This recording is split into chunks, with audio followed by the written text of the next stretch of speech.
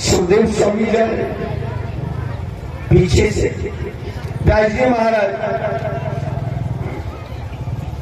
आवाज लगाते लगाते जा रहे, बेटा सुखदेव तनिक रुक जाओ, वन के बीच में बड़े बड़े जीव जंतु हैं, कोई भी तुम्हें नष्ट कर दे, लौट करके वापस आ।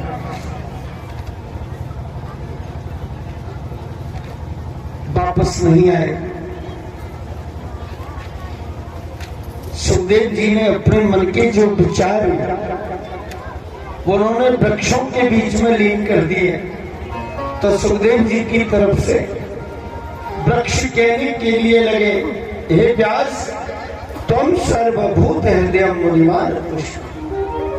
हे व्यास, ना तो मेरे पिता हो और ना मैं तुम्हारा पुत्र हूं। इस संसार के बीच में कोई किसी का नहीं होता। ये सब संसार की माया है।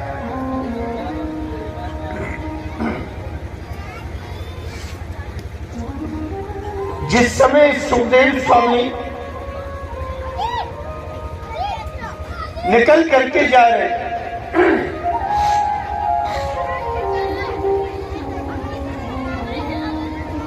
रास्ते के पास में एक सरोवर बना हुआ था जी। उस सरोवर के बीच में कुछ गोपियां निर्वस्त्र अवस्था के बीच में स्नान कर रही। सुखदेव जी महाराज जन्म लेते ही चल दिए, लेकिन कैसे लग रहे जैसे 16 वर्ष की जवान अवस्था। तेज दमक रहा चेहरे पर, जैसे सूर्य नारायण भगवान पृथ्वी के ऊपर आ गए, ऐसा दमक रहा। उन गोपियों ने सुखदेव जी को देख करके वस्त्र धारण नहीं किए, और जब गोपियों की दृष्टि पड़ी कि पीछे से व्यास जी महाराज में दौड़ते दौड़ते आ रहे हैं, सारी गोपियों ने अपने अपने वस्त्र व्यास जी को देख करके धारण कर लिए। मेरे भाई बहन, व्यास जी महाराज ने आकर के उन देवियों से पूछा, हे गोपियों, अरे मेरा 16 वर्ष का जवान पुत्र निकल करके गया, इसे देख करके और तुमने वस्त्र धारण नहीं किए, और मेरे जैसे वयोवृद्ध 80 वर्ष के बूढ़े ऋषि को देख करके और तुमने वस्त्र धारण कर दिया, इसका क्या मतलब? हाथ जोड़ करके और वो देवियां कहने के लिए लगी, प्रभु आपकी जो 16 वर्ष की अवस्था वाले पुत्र है ना सुखदेव स्वामी, चाहे अवस्था इनकी 16 वर्ष की हो, लेकिन अभी तक इनको संसार की माया व्याप्त नहीं हुई।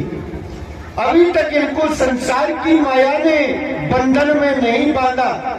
अभी तक इनको ये अनुभव नहीं है, ये पता नहीं है कौन स्त्री है और कौन पुरुष है।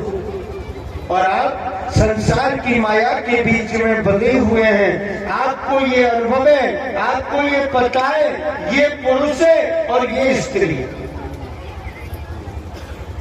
इसलिए हमने आपको देख करके वस्त्र धारण किए,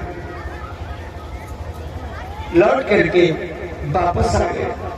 मेरे भाई बहन, सुखदेव स्वामी का जन्म व्यास जी महाराज के आश्रम में इस प्रकार से और संपन्न हुआ। और अगर सुखदेव स्वामी व्यास जी के आश्रम के बीच में नहीं आते, क्या पता भगवान भोलेनाथ क्या करते। लेकिन आश्रम के बीच में आकर के और ऋषवाणी के गर्भ के बीच में प्रवेश करना और 12 वर्ष तक माता की गर्भ में रहना और 12 वर्ष के पश्चात जन्म धारण करके और राजा परीक्षित को भागवत जी की कथा श्रवण कराना, ये सब भोलेनाथ के आशीर्वाद से ही सुखदेव जी महाराज ने संपन्न किया है। बोलिए श्री सुखदेव जी महाराज की जय हो। बंधुओं, अब ये तो भागवत जी के प्रथम पाठ हो गए। अब भागवत जी के द्वितीय पाठ कौन है? वो है परीक्षित जी महाराज, राजा परीक्षित। अब परीक्षित जी का जन्म किस वंश में हुआ? चंद्रवंश के बीच में अनेक प्रकार की शाखाएं हैं। जैसे सूर्य वंश में भी शाखा है। क्षत्रियों के कुल 36 वंश होते हैं। मेरे भाई बहन, जिसमें 10 वंश होते हैं सूर्य के, और 10 होते हैं चंद्रमा के, और 4 होते हैं अग्नि के, और 12 होते हैं ऋषियों के। इस प्रकार से क्षत्रिय कुल के, राजपूत समाज के और कुल वंश हैं। वृक्ष तो एक है। तो गंगा जी ने कुछ शर्त रखी राजा शांतनु के साथ। बोले जी, मैं आपके साथ में विवाह तो कर रही हूं, लेकिन मेरी एक शर्त है। क्या शर्त है? मैं आपके साथ महलों में निवास करूंगी, मगर गृहस्थ का सुख नहीं भोगूंगी। और अगर गृहस्थ का सुख भोगूंगी तो संतान उत्पन्न नहीं करूंगी, और अगर संतान उत्पन्न करूंगी तो जो भी संतान होगी उसे मेरे पेट के बीच में बहा दो।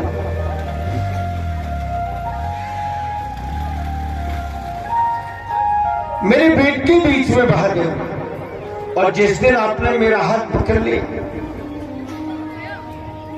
उसी दिन मैं आपको छोड़ करके वापस अपने स्थान के लिए चली जाऊं। राजा ने विचार किया, देवी शर्त तो बड़ी कठिन है, लेकिन ठीक, जबकि जब देखेंगे, अभी फिलहाल तो चलो। सो गंगा महारानी को साथ में लेकर के राजा गए। शांतनु महलों के बीच में आनंद पूर्वक गृहस्थ का सुख भोगने लगे। धीरे धीरे धीरे धीरे समय प्रतीत हुआ। राजा शांतनु को गंगा महारानी के द्वारा संतान उत्पन्न हुई। अब जो बालक उत्पन्न होता है उसी को गंगा जी बहा देती है अपने बेग में। ऐसे 7 पुत्र बहा दिए, 7 बेटा जन्म हुए और 7 को जल में प्रवाहित कर दिया। 8वां पुत्र जब उत्पन्न हुआ, उसको भी लेकर के जाने लगी, लेकिन राजा ने गंगा देवी का हाथ पकड़ लिया। देवी, क्या कर रही हो? तुमने मेरे सारे बालकों को बहा दिया। अरे, जब मेरे सारे बालक चले जाएंगे तो फिर मुझे वंश वृद्धि कैसे होगी? मेरा परिवार कैसे बढ़ेगा? तो बोले, महाराज मैंने तो आपसे पहले शर्त रख ली। तो बोले, मुझे तुम्हारी ये शर्त मंजूर नहीं है। तो बोले, क्या करें? बोले, अब मैं इस 8वें बालक को ले जाने नहीं दूंगा तुम्हें। तो बोले, महाराज इस बालक को अगर नहीं ले जाने दोगे ना, तो फिर मैं तुम्हें छोड़ करके चली जाऊंगी। राजा ने कहा कि देख, अगर रहना चाहे तो तेरा घर है, आराम से रहे, प्रेम पूर्वक, और अगर जाना चाहे ना, एकदम से सीधी चली जाए। लेकिन अब मैं इस बालक को ले जाने नहीं दूंगा। ठीक है महाराज। गंगा महारानी राजा शांतनु को छोड़ करके और अपने गंतव्य स्थान के लिए वापस आ गए।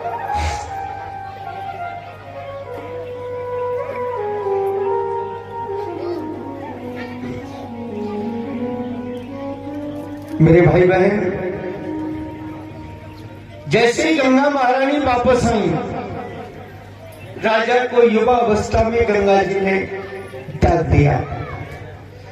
राजा का अभी ग्रस्त के सुख से मन नहीं भरा, तृप्ति नहीं हुई राजा की।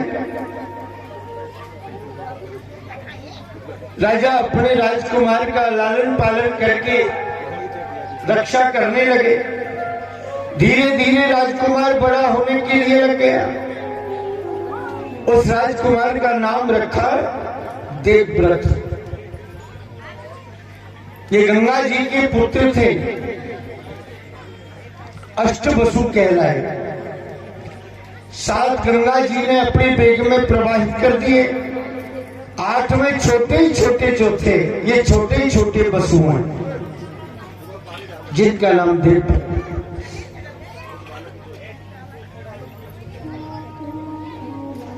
मेरे भाई बहन,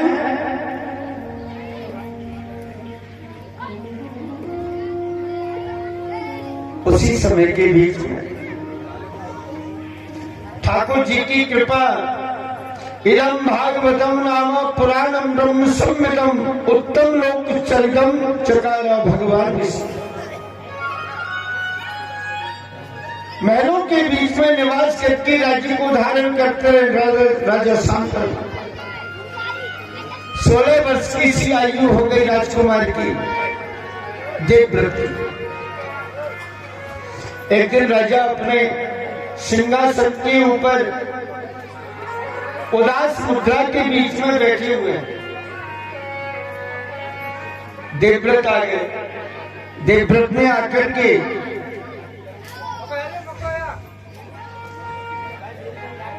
और अपने पिताजी की श्री चरणार बिंदों में नमन किया, प्रणाम किया। पूछने के लिए लगे, पूज्य पिताजी, आज आपकी मुखारबिंद के ऊपर ये उदासी कैसे आई? इसका कारण क्या है? आप कृपा करके मुझे बताइए। पुत्र, ऐसी कोई बात नहीं है। बोले जी ना कोई बात तो है। राजा ने बहुत मना किया, परंतु कहते ना, बाल हट। हट 3 प्रकार के होते हैं बंधुओं। एक तो होता है बाल हट, एक होता है राज हट, और एक होता है त्रिया हट। स्त्री भी अगर किसी बात का हट कर लेती है ना, तो वो भी जब ही मानेगी जब उसका हट पूर्ण होगा। और एक हट और भी होता है, लेकिन वो आधा है, पूरा नहीं है। वो कौन सा है? बोले जी वो है चल हट।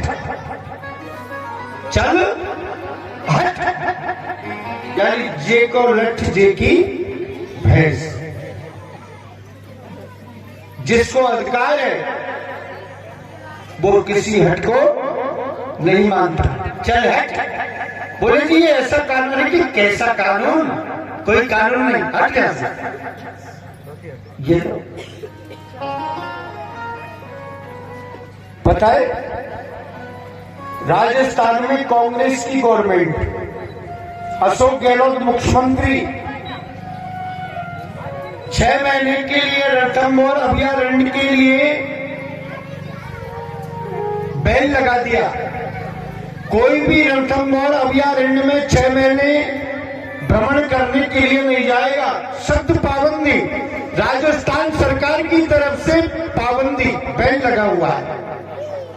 एक दिन बंबई से मुकेश अंबानी का परिवार आ गया हेलीकॉप्टर से। शेरपुर के मोड़ पर, शेरपुर खिच्चीपुर मोड़ पर जैसे ही हेलीपैड पर हेलीकॉप्टर आकर के उतरा, सारे माधोपुर के अंदर सनसनी फैल गई। प्रशासन हिल गया। बोले एकाएक बिगड़ सूचना के, बिगड़ जानकारी के, और ये हेलीकॉप्टर किसका है? कलेक्टर, एसपी, सारा प्रशासन एकत्रित हो गया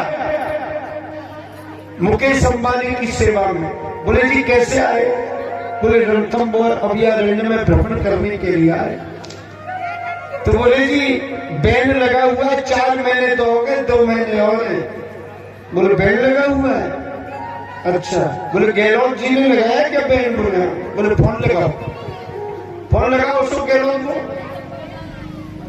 फोन लगाया कलेक्टर साहब ने। बोले सर मुकेश जी अंबानी जी का परिवार है हेलीकॉप्टर से अभयारण्य में भ्रमण करना चाहते हैं। बोले फिर? बोले साहब बैन लग, अरे क्या आज ही समाप्त कर दो, हटाओ बैन, रिजेक्ट कर दो। अब बताइए कहाँ है कायदे कानून? कहाँ गए? रख दिए ताक में। तो जो आधा है ना वो सबसे जबरदस्त है, चल हट।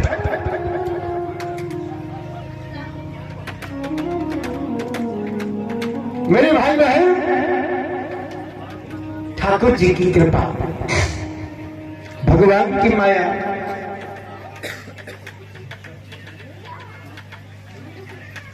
हाथ जोड़ कर देवव्रत राजा के चरणों में विनती करके कहने लगे, पूज्य पिताजी कृपा करके मुझे बताइए आपके मुखारबिंद के ऊपर उदासी कैसे आई? अरे ऐसे वीर पुत्र के होते हुए और पिता के चेहरे पर उदासी आ जाए, धिक्कार है उस संतान को। ऐसे वीर राजकुमार के होने पर भी और जिसके पिता के मन को, पिता की आत्मा को किसी बात को लेकर के चिंता सताने लगे, तो वो संतान किस काम की? संतान का प्रथम कर्तव्य है माता पिता की सेवा करना।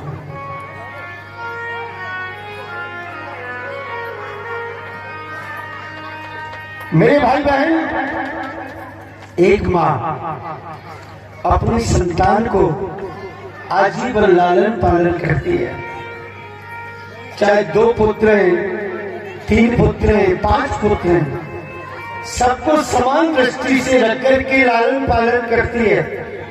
और मां जब तक पुत्र लौट करके शाम को वापस नहीं आएगा तब तक भोजन नहीं करती। मेरा बालक नहीं आया, वो आएगा तभी भोजन करूंगी, वो मां का भाव। और जब वही पुत्र, वही संतान जब कुछ कुमाने धुमाने लग जाता है ना, तो वो माता पिता को महत्व नहीं देता, फिर वो अपनी धर्म पत्नी के माया चक्कर में फंस जाता है। लेकिन बंधुओं, जो संतान माता पिता को सम्मान ना दे, माता पिता की आज्ञा को ना माने, माता पिता की आत्मा को कष्ट दे, ठेस पहुंचाए, धिक्कार ऐसी संतान के लिए। जिस माता पिता ने तुम्हें इतना बड़ा किया, लालन पालन किया, और आज जब माता पिता असत्य हो गए, ये तो कलयुग है, वहां जाकर के देखिए आप, वृद्धाश्रमों के बीच में अपनी माताओं को लोग छोड़ करके आ रहे। श्री राम वृंदावन के बीच में एक वृद्धाश्रम अनुताचार्य ने खोल रखा है, वहां जाकर के देखिए लगभग 500 वृद्ध माताएं उसके आश्रम के बीच में पड़ी हुई है। हालांकि व्यवस्था समय, दोनों समय भोजन मिलता है, नाश्ता होता है, बढ़िया ओढ़ने पैरने बिछाने की सुविधा है, लेकिन क्या संतान, एक ब्राह्मण का बेटा 500 माओं की सेवा कर रहा है। अरे जिसने जन्म दिया वो मां की सेवा नहीं कर सकता? हाँ? ऐसी संतान किस काम की? मेरे भाई बहन, संतान वो होनी चाहिए माता पिता के लिए सर्वस्व न्यौछावर कर। हम कष्ट भोग सकते हैं, हम कष्ट पा सकते हैं, लेकिन हमारे माता पिता को किसी बात का कष्ट नहीं होना चाहिए। वो संतान हो गए।